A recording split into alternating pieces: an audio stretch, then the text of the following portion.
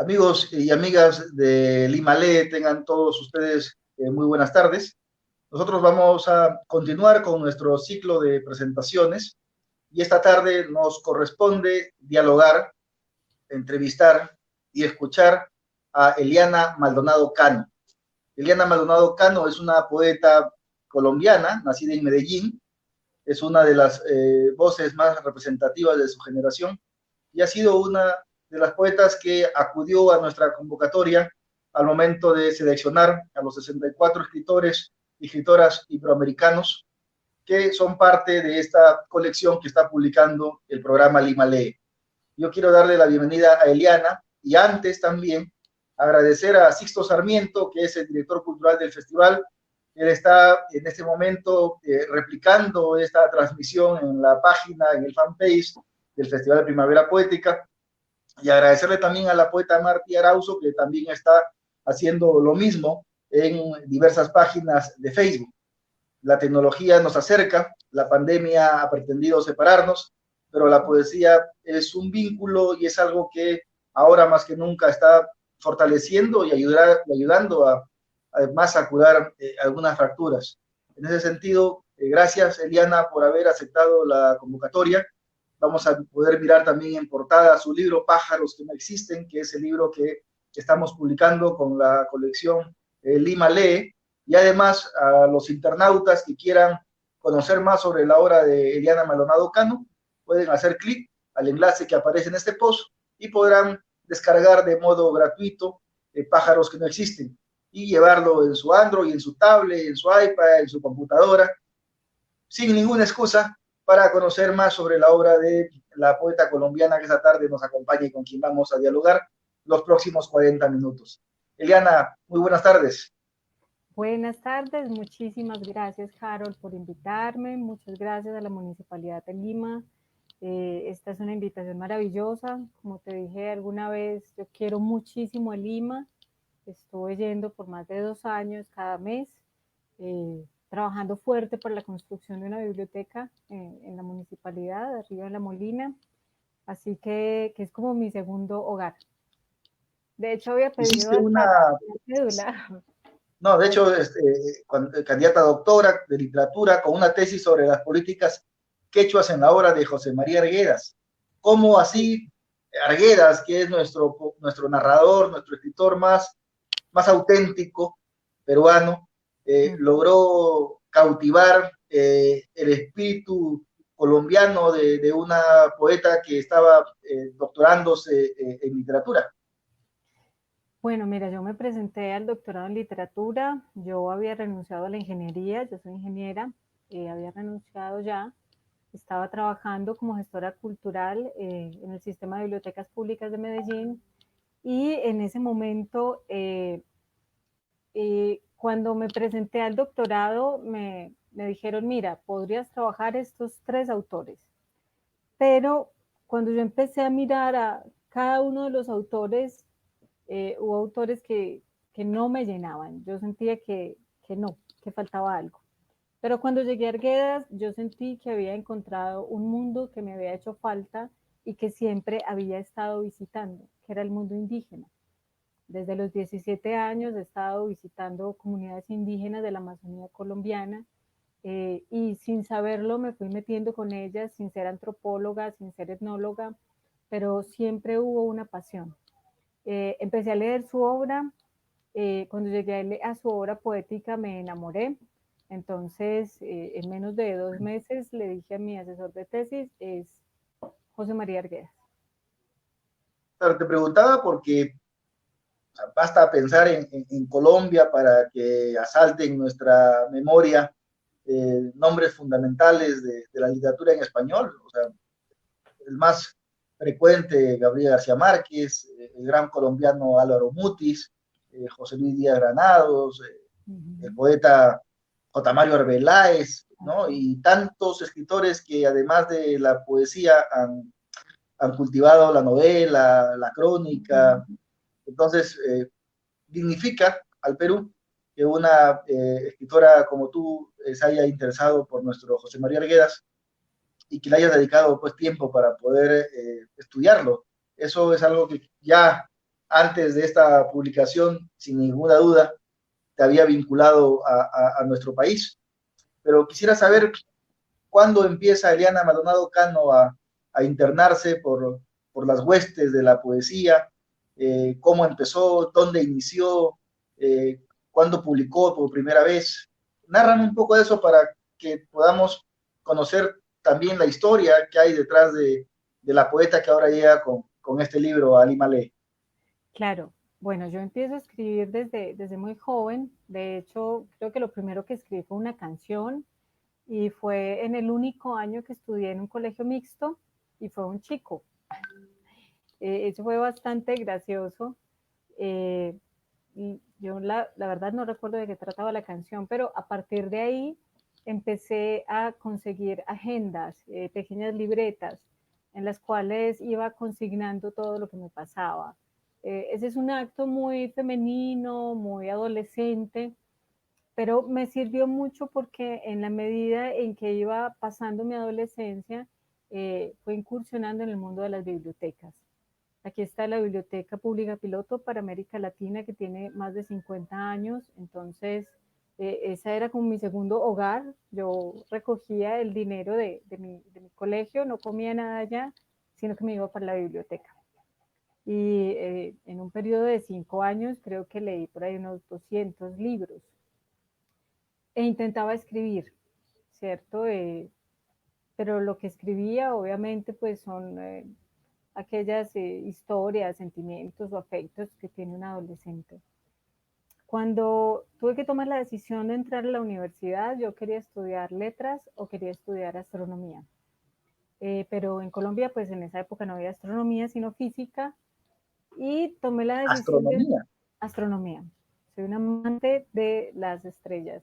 De La hecho, poesía es una forma de volar también muy lejos. es una metáfora. De hecho, mi espalda tiene tatuado todo el cono sur, Uh -huh. todas las estrellas del cono sur. Eh, Cuando iba a entrar entonces a la universidad, yo me hice la siguiente promesa. Yo dije, bueno, si estudio primero ciencias, puedo aprender ciencias y el mundo natural muy bien. Y paralelamente voy estudiando literatura, leyendo y asistiendo a cursos. Pero si lo hago al revés, no voy a poder, porque pues las matemáticas exigían mucho tiempo. Así que ingresé primero a estudiar ciencias y a los 16 años me prometí que iba a estudiar literatura y fue ya a los 33, después de que ya había trabajado en la industria petrolera durante 8 años, que dije, ok, ya es tiempo, yo me lo prometí, ya debo irme y me fui. En ese tiempo en el que estuve en la industria y estudiando ciencias, me la pasaba era en la biblioteca y trabajaba como asistente en las bibliotecas de la universidad. Publiqué mi primer libro en el 2007, estaba haciendo un programa de poesía en la Universidad Nacional que se llama Taller de Luna, donde entrevistábamos constantemente poetas. Cada semana había un poeta diferente o un editor diferente, y eso hacía que tuviera que leer mucho y ser muy exigente con aquello que estaba haciendo. De modo que ese programa y estar allí bajo ese estudio de la literatura me ayudó muchísimo. Luego en el 2011, estando también trabajando, se publica mi segundo libro que se llama, ay ya, se me olvidó. Lunas de sombra. Lunas de Sombra, Lunas de Sombra, lo publica Sílaba Editores. Con él me fui para México, al encuentro de poetas del mundo latino de México. Recuerdo que mi jefe en Petróleos me dijo, bueno, te vas, pero me tienes que dar el libro. Yo, ok, yo voy, te doy el libro. Ahí entré a hacer una maestría en ciencias de la tierra y esa maestría me cambió mucho porque sentí que a través de la industria petrolera estaba haciendo mucho daño a la tierra. Así que eso aportó a mi decisión de dejarlo, ¿cierto? Y de Pero qué volver a la... interesante, Eliana, que algo para muchos sumamente alejado a las letras, como la física, como las ciencias. Hemos tenido experiencias de escritores, ¿no? Como Sabat o Nicanor Parra, ¿no? Que eran personas que estuvieron dedicadas a las ciencias, pero que sin embargo entregaron a la literatura en español muchísimas de sus mejores páginas. Pero en este otro contexto, ¿no? O sea, tú que eres parte de una generación de poetas jóvenes todavía, porque considero que somos jóvenes todavía, involucrarte con las Ya no me ciencias, dejan participar en concursos para dedicarte, jóvenes. dedicarte algunos años a trabajar en lo que estudiaste, ¿no? Dices que con el tema del petróleo, ¿cómo Sí, así trabajé llegas 9 años ahí. a izar banderas, por ejemplo, en temas como el cuerpo, el erotismo, sobre la ciudad y esos contrastes que a ti te cautivaron, te llamaron la atención? Claro. O sea, ¿cuándo decides, de repente continúas todavía con el tema de las ciencias, pero en el supuesto de que ya la literatura haya pasado a un paso en el que es tu prioridad, ¿cuándo decides dar ese paso? O sea, ¿cuándo sentiste que la literatura, que la poesía, que la publicación de tus libros, la defensa del cuerpo, de la ciudad, estos temas de erotismo, eran los que realmente acaparaban tu tiempo, tu atención y tu interés? Mira, yo a mis amigos en el 2001, 2002, cuando estaba estudiando ingeniería, les decía que mi pasatiempo era la ingeniería, pero mi vocación era la literatura. Entonces ellos se reían y me decían, ¿cómo así? Pero no es al revés. Y yo, no, no, porque todo mi tiempo yo me la paso leyendo y escribiendo. El tiempo que me queda, yo me pongo a estudiar para los exámenes de ingeniería. Yo ya había tomado la decisión de dedicarme a la literatura desde hace muchísimos años, hace cerca de 20 años. Lo tenía muy claro. Lo único que había que decidir era cuándo iba a renunciar a la ingeniería y en eso jugó un papel muy importante lo económico. Mi familia era una familia muy pobre, entonces yo tenía que solucionar primero una vida que me permitiera poder decir, bueno, me voy a sentar a trabajar en una biblioteca, voy a trabajar en una librería donde puedo leer, escribir, hacer proyectos, vivir la vida, caminarme el mundo y escribir tranquila. Así que hubo también ahí una decisión muy racional sobre, bueno, la ingeniería me va a servir como puente para permitirme luego hacer todo lo que quiero en literatura. Y así lo hice. Claro, pero y me interesa también conocer eh, tu posición frente a algo que también es muy recurrente en lo que te dedicas, ¿no? Que es la defensa contra la violencia de la mujer, ¿no? Que son temas transversales que nos están cruzando, pues en realidad, a casi todos los países de Latinoamérica. Es algo que durante mucho tiempo era invisibilizado por nuestras culturas, pero que sin embargo ahora ya se perdió, ¿no? Ya las mujeres perdieron el temor, perdieron el miedo, han logrado congregarse en función a colectivos que ya han ido más allá de nuestras propias Uh fronteras. -huh.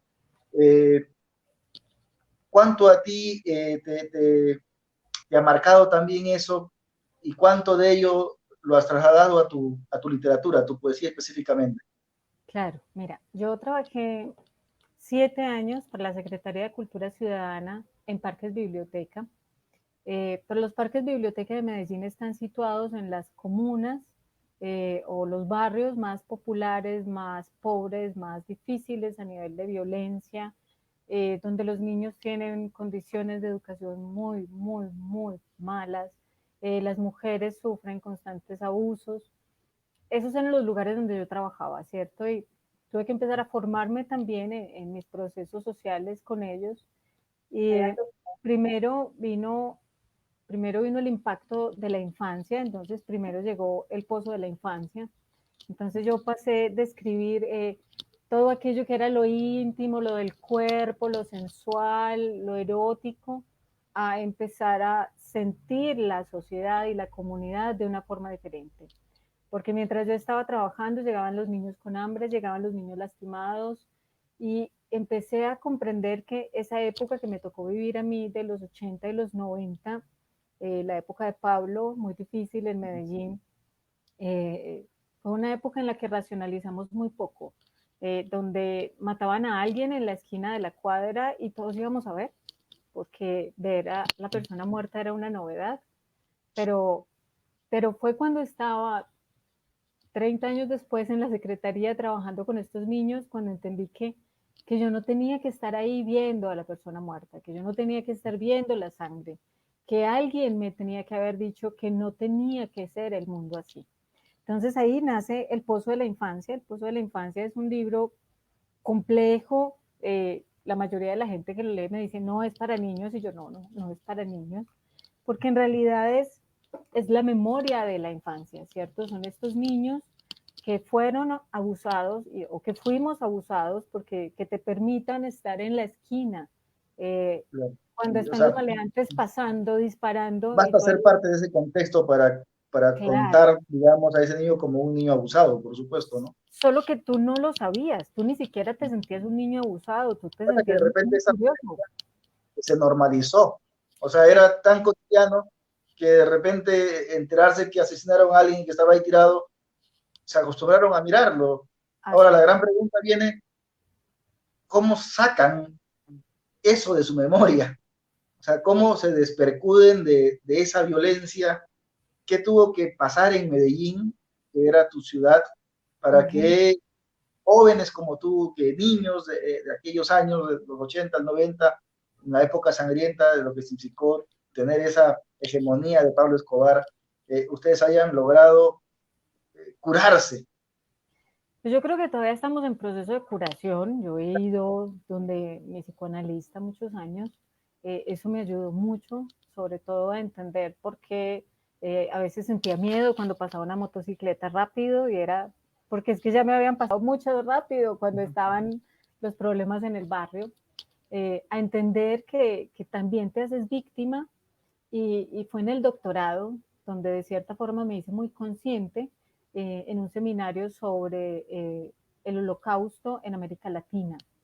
Entonces, cómo una situación que estaba siendo vivida en Europa también nos afectaba aquí, y esa relación entre la víctima y el victimario. Y entender que nuestros padres, nuestros hermanos, nuestros tíos pudieron haber sido victimarios, y que tú estabas también del lado del victimario. Entonces, cuando te entiendes también del lado del victimario, te das cuenta que tú haces parte de la violencia. Entonces, es cuando ese libro sale, eso me enloqueció, eso me hizo boom. Yo me acuerdo que yo llegaba a la casa y le decía a mi esposo, ¿sabes qué? No puedo cuidar a la niña, necesito escribir. Y me iba y me sentaba en el carro 3, 4, 5 horas a escribir nomás. Porque además tenía también las historias de todos los niños que aún en el 2014 estaban siendo abusados en las comunas de Medellín. Y así sale ese libro. Más las preguntas a mi propio padre, ¿cierto? Pues mi padre no fue un narcotraficante, nada por el estilo, pero como te digo, todos fuimos parte. Entonces era empezar a perdonar, ¿cierto? O sea, mi padre ahora es un abuelo amoroso, un abuelo dulce, pero también cuando fue padre, fue un padre maltratador, era borracho. Entonces eso también te lastima. Y esas memorias son las que van saliendo cuando lo ves reflejado en los niños que quieres proteger. Entender, entender de repente cómo se fue desnaturalizando, ¿no? ¿Qué sucedió para que la convivencia se desnaturalice? Y, y sobre todo también mirar toda una narrativa que ha surgido de esa violencia, ¿no? Por ejemplo, palabras como el sicariato, lo que significa simbólicamente ver a una moto con un hombre con casco, Ajá. ¿no? Todo un relato lamentable, ¿no? Que le entregan esos años de nuestra Latinoamérica ofendida, lastimada, pervertida, ¿no? A algo que, como tú bien dices ahora, nos pone sobre una época en la que Sí. todavía es preciso Perdonar, internarse, hay que hacer un trabajo ¿no? todavía Para poder muy sanarse. grande. La única solución es esa. Y ahí yo quisiera preguntarte, ¿qué papel cumple la poesía o qué papel cumplió la poesía, sabiendo que además en Colombia hay festivales de poesía en varias ciudades? Sí, claro. Pues para mí la poesía siempre ha sido catarsis, como te digo, desde niña yo tenía mis agendas, y en esas agendas de adolescente era la catarsis de la violencia familiar, la catarsis de la violencia en la calle, pero cuando empecé a escribir esta poesía era el perdón también, era entender que el otro había cometido errores, pero que el otro ya no era eso, que el otro ahora es otra cosa, y que yo debo empezar un proceso de perdón. Entonces la poesía, por ejemplo, en ese libro, en El Pozo de la Infancia, es ese paso del adulto que empieza a decirle al padre, mira, tú te equivocaste en esto, en esto, en esto, en esto, en esto, te devuelvo tus memorias porque no son mías y te perdono, porque yo sigo mi camino. Yo no tengo nada que ver con esto, yo no soy victimario, ni voy a ser víctima. Y lo mismo sucede con aquellas mujeres en miniatura, solo que sucede de manera posterior y ya es con las madres de estos niños que, pues como yo era la coordinadora de estos parques, siempre iban a ir a hablar conmigo. Entonces son 19 mujeres que en realidad existen en la ciudad de Medellín, todas maltratadas, y escribir el libro fue muy difícil porque, como sabes, hemos normalizado la violencia. Por ejemplo, una de las personas soy yo. A los 19 años alguien fue a mi casa, yo estaba con mi mamá, me pidió que lo acompañara a cierto lado y yo terminé ebria, perdida en otro espacio y casi que siendo abusada. Pero yo lo que sentí fue vergüenza por haber bebido, ¿cierto? Entonces Claro, la culpa era de la mujer porque salió tarde de la noche y tomó licor. Entonces, claro. entender 20 años después que es que alguien había abusado de mi confianza, de mi cuerpo, había abusado de mí y que yo había sido vulnerada, me hizo ver desde otra perspectiva también a todas estas mujeres, entre ellas habitantes de calle que trabajaban con nosotros. Entonces, ese fue un libro también muy difícil de entender.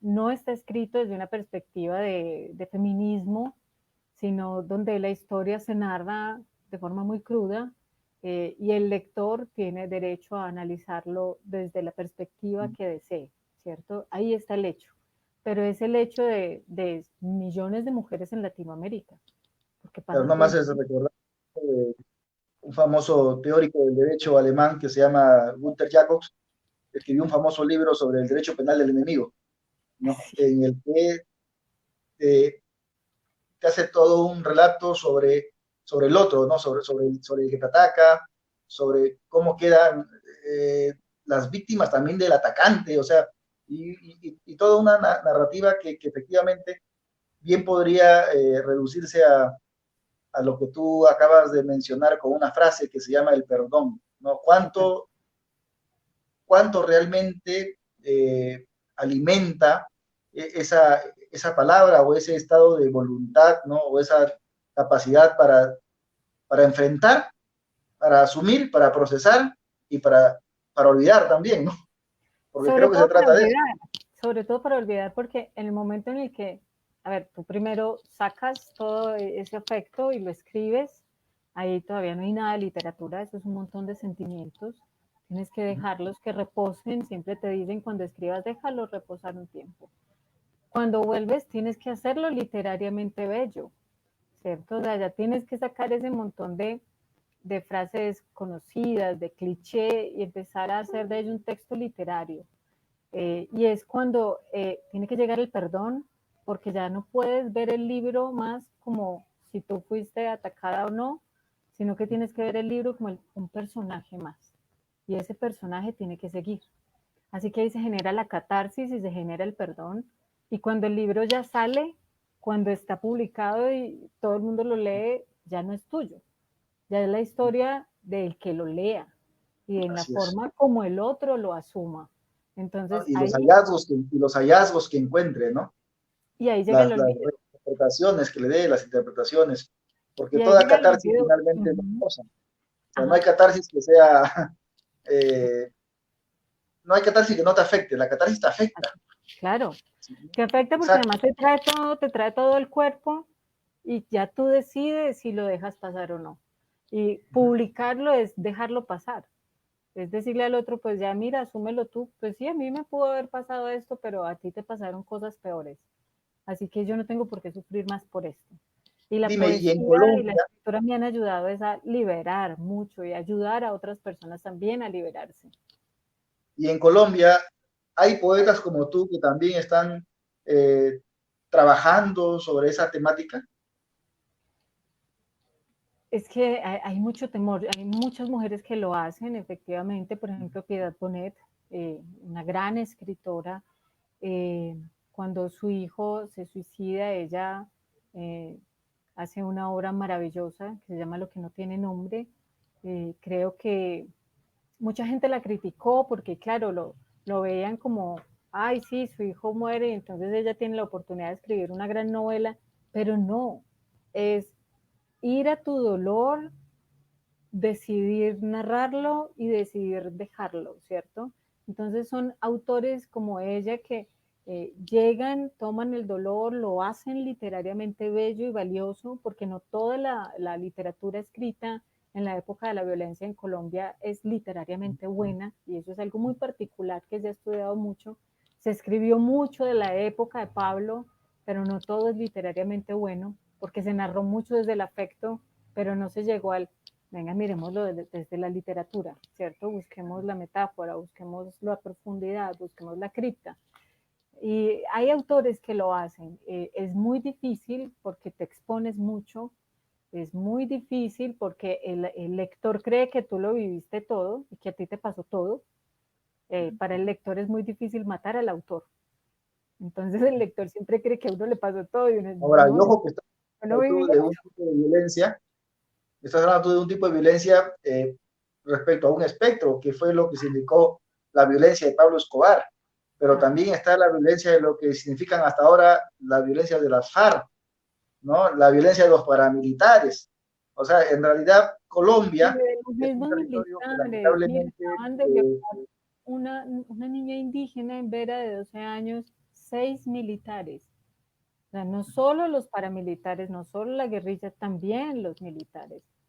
también los militares. Sí, también. Esa es la noticia ahora, sucedió esta semana y es terrible, Sí, pero ¿qué claro, pasa? he visto al presidente Duque pidiendo que se les aplique la cadena perpetua porque 6 militares han violado a una niña y un séptimo que ha estado de espectador, ¿no es cierto? Y que Sí, está ahí como cómplice. O sea, es trágico lo que todavía pasa en nuestros territorios porque eso ha sucedido ahora en Colombia, pero Perú no está exento de esa violencia, Bolivia El no está exenta de esa Salvador, violencia. Mira lo que hemos visto en Chile hace algunos meses con los carabineros, con el ejército atentando contra la ciudadanía que salía a protestar contra Piñera. El Entonces, algo está Salvador, pasando en México. Latinoamérica. Es que somos muy jóvenes, es que Latinoamérica es muy joven y desconoció todo su pasado indígena tras la época de la colonización. Entonces Latinoamérica se cree vieja, pero es que somos muy jóvenes y si no buscamos en nuestras culturas indígenas las respuestas, estamos equivocados. Y creo que por eso fue que me enamoré tanto de Arguedas, porque él estaba enamorado de sus abuelitas quechuas y ahí encontraba la respuesta. Yo me referí, parafraseando a un famoso crítico peruano, Luis Alberto Sánchez, que dije que nosotros, cuando empezamos a descubrir o a intentar con el modernismo, que para muchos fue pues la primera ola realmente latinoamericana, estábamos aprendiendo a hablar. O sea, literariamente estábamos aprendiendo a hablar. Éramos repúblicas demasiados, como tú bien lo estás diciendo, éramos niños. O sea, éramos Aprend repúblicas aprendiendo a infantes. hablar como quería Occidente que habláramos. O sea, aprendiendo a hablar Claro, español bajo la norma española, bajo la lírica claro, española. la ruptura viene con Vallejo, la ruptura viene con Arguedas en el caso de la narrativa, o en el caso Claro. de la poesía que él escribía en quechua. No, Ujú. esas son las verdaderas rupturas, pero tienes razón. Ahora, quisiera que vayamos a tu poesía, Ok. que me gusta mucho este diálogo porque se trata de conocer el imaginario que tiene, en este caso, la poeta, ¿no? Tú, que eres nuestra invitada, porque Ujú. creo que la única forma de conocer a una escritora es escuchándola, contándonos su experiencia, Sí. compartiéndola, que es lo más complejo a veces, que es lo que tú también te referías, se necesita valor para poder también a veces compartir, pero quisiera que aterricemos en pájaros que no existen, primero. ¿Por qué el título Pájaros que no existen?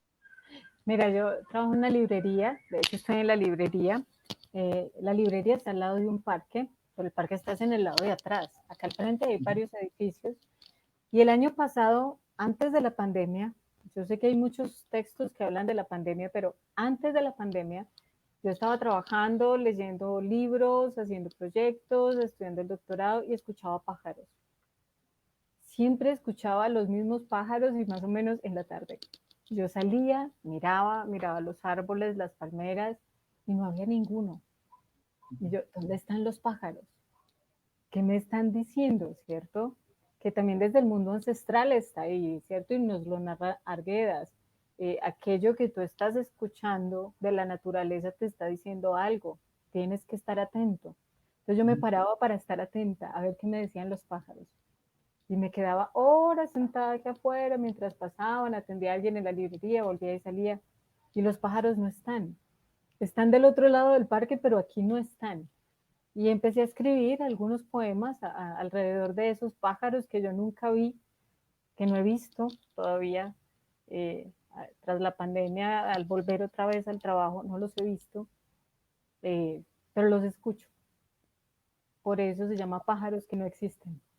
Hay un verso que no me recuerdo muy bien el verso, pero de un gran poeta peruano que se llama Francisco Bendezú, un famoso poema que se llama Tulip, que pregunta a dónde van a morir los pájaros, porque es muy raro encontrar cadáveres de pájaros también, ¿no? Totalmente extraño, ¿cierto? ¿Dónde están? Tú los ves nacer, ves que caen, tratas de salvarlos, de volver a llevarlos a su nido, pero ¿y cuando mueren dónde están? ¿Cierto? Y cuando Exacto. cantan, ¿dónde están? No todos están ahí, los ves de colores, en la misma rama. No, solo escuchas que cantan, pero ¿qué te dicen? ¿Qué es lo que tú quieres escuchar en el canto de los pájaros? Entonces Bueno, era también una vuelta al, venga, escuchemos, ¿qué quieren decirme? pero tus poemas existen. Sí, Queremos escucharte leer poesía, Eliana. a ver, vamos a leer algo de pájaros que no existen. Este es el primero, de hecho fue el primer poema que escribí sobre pájaros que no existen. Bueno, invitar a nuestros internautas que pueden descargar gratuitamente el libro. Página 9. Sería importante que conozcan la poesía de Eliana Maldonado Cano. Es una mujer que viene trabajando en temas vitales, creo, para poder curar fracturas y la poesía es una de las más poderosas herramientas para poder sanar. Y hoy nos está compartiendo los poemas del libro que estamos publicándole en esta colección de poesía iberoamericana.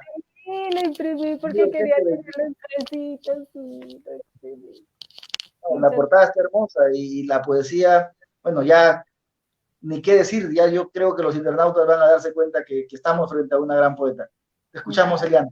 Carlos. Bueno, página 9, el número 1, para mí es muy difícil titular, entonces todos llaman 1, 2, 3.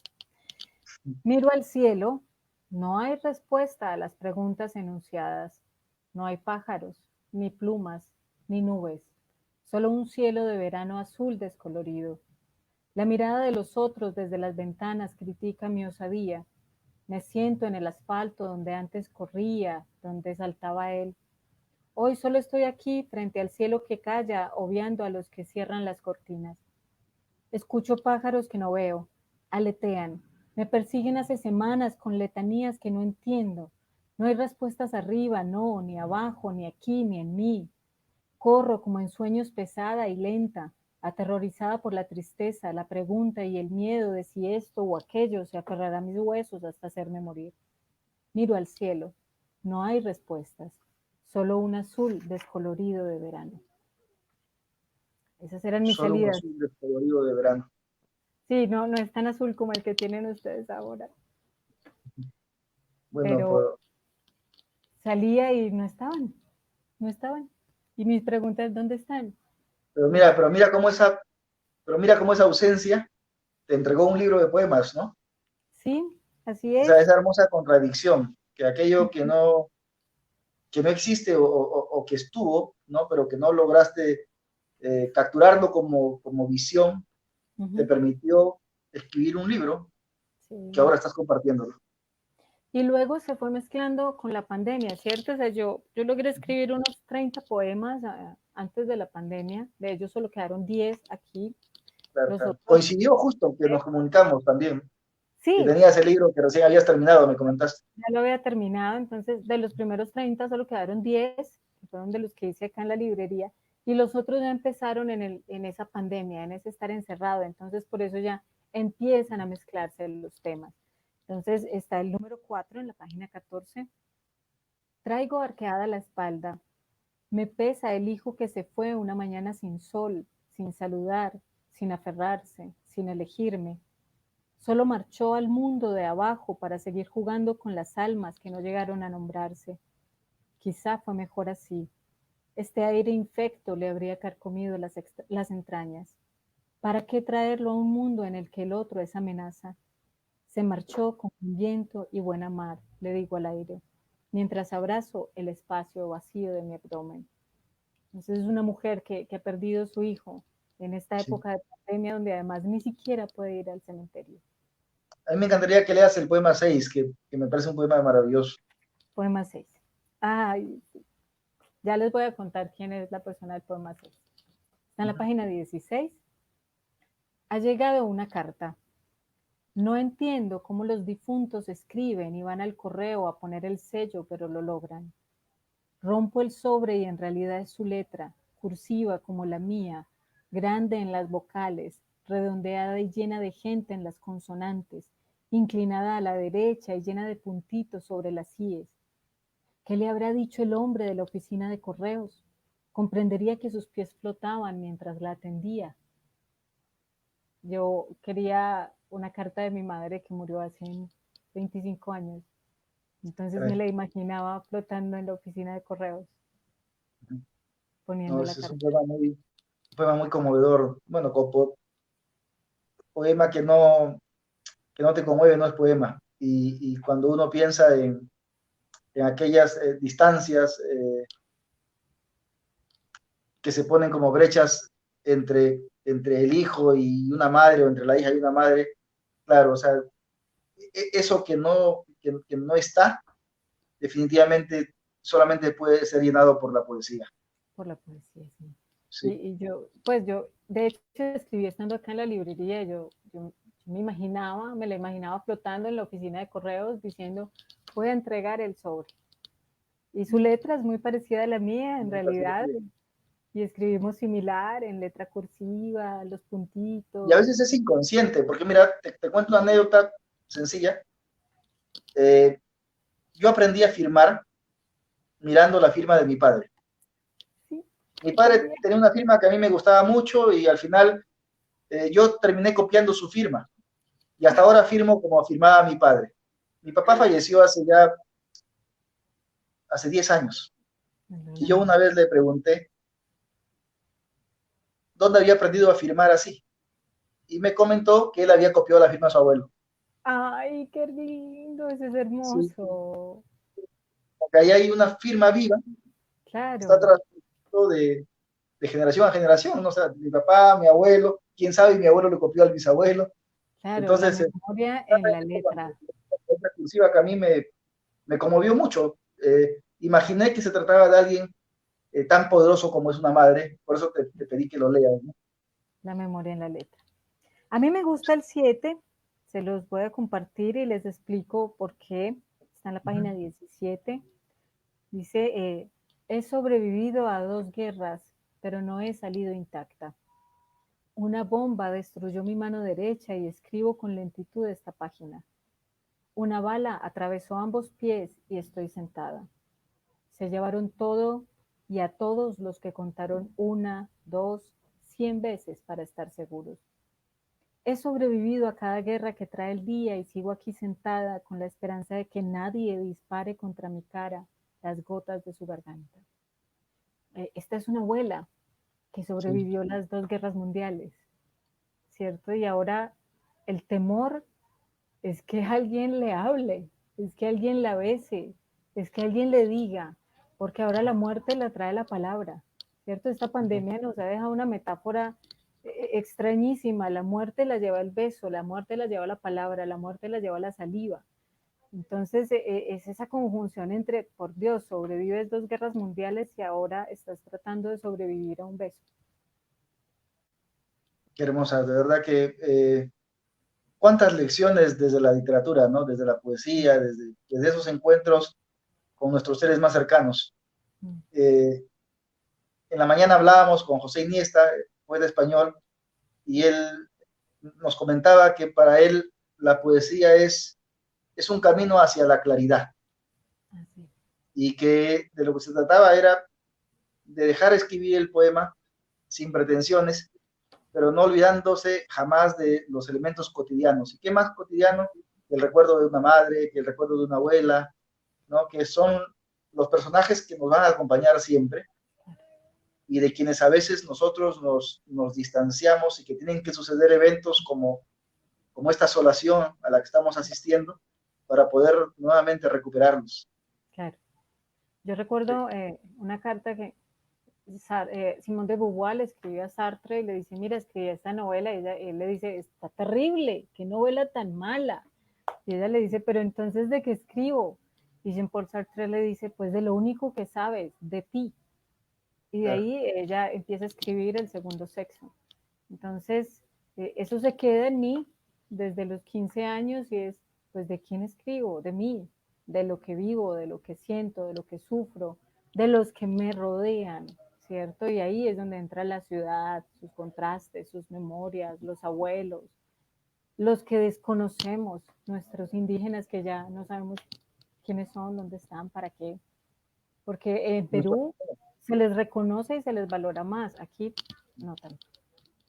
Me gustaría, para ir culminando, porque el tiempo también a veces es cruel, me gustaría que sigamos conversando.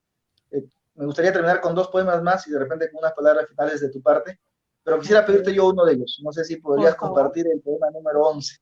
11, ok. El 11, ok.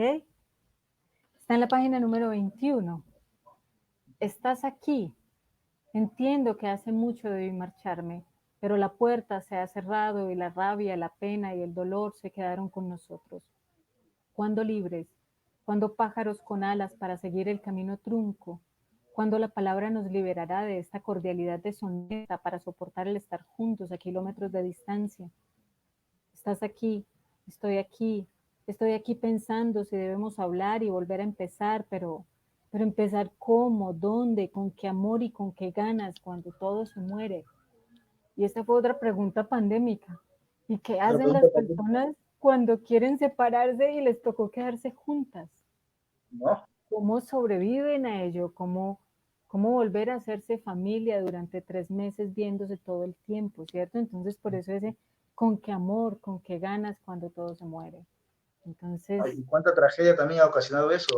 O sea, ahora las víctimas han aumentado, víctimas de feminicidio, o sea, terrible, terrible. Pero estamos para sobrevivirla. Tu abuela sobrevivió a 2 guerras, nosotros estamos en la obligación de sobrevivir a esto, y creo que espacios como la literatura, espacios como Lima Lee, espacios como este tipo de diálogos van a poder entregarnos energía para continuar, porque de lo que se trata es de continuar, de avanzar siempre. Bueno, cierro con el 14. Sí. Cientos de pies marchan en este gusano de personas que se mueven hacia los vagones. Recuerdo un libro sobre la Segunda Guerra Mundial.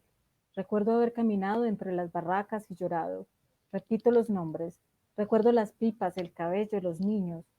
No vamos hacia Treblinka, no, pero sí hacia nuestro propio creado y aceptado espacio de confinamiento. Entonces era la imagen de todos hacia el metro, pero también todos hacia el tren, a Treblinka, también todos hacia Auschwitz. Y el espacio de confinamiento ya no es el que nos ponen otros, sino el que nosotros nos imponemos, ¿cierto? Hacia allá va ese poema. Y me ha encantado que me recibieras, me ha encantado Lima Lee, esta es una propuesta maravillosa. Ese montón de libros, cuando yo los vi, yo descargar, ya los quiero leer todos, Son quiero 64. escucharlos a todos.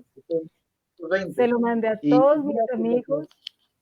Lo inédito es esta posibilidad de diálogo, o sea, conversar con 64 poetas de todo el mundo, poder reunirlos en una colección, es algo que solamente se puede hacer gracias a los poetas que aceptaron la convocatoria, gracias a Lima Lee, que aceptó que se pueda hacer esto desde su plataforma, y finalmente gracias a los lectores, que son a quienes estamos acudiendo para que la poesía siga viviendo.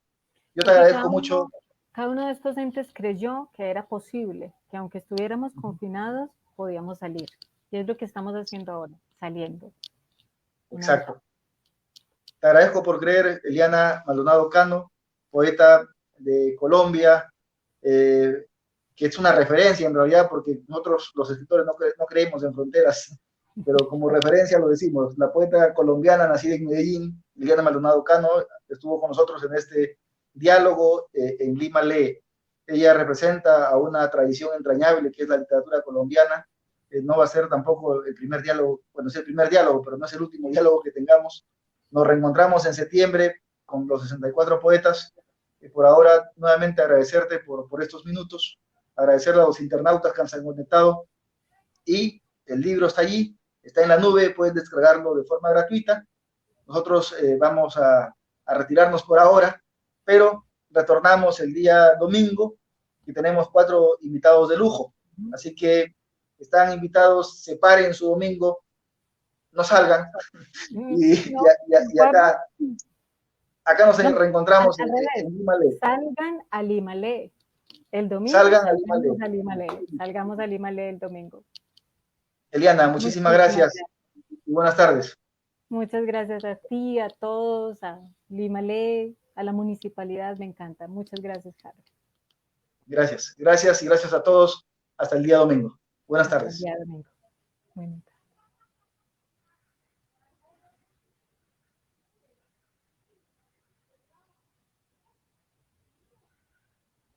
Creo que Marlon nos abandonó.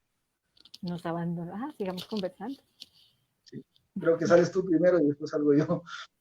Vale. Gracias, Eliana. Hasta luego. Gracias. Chao.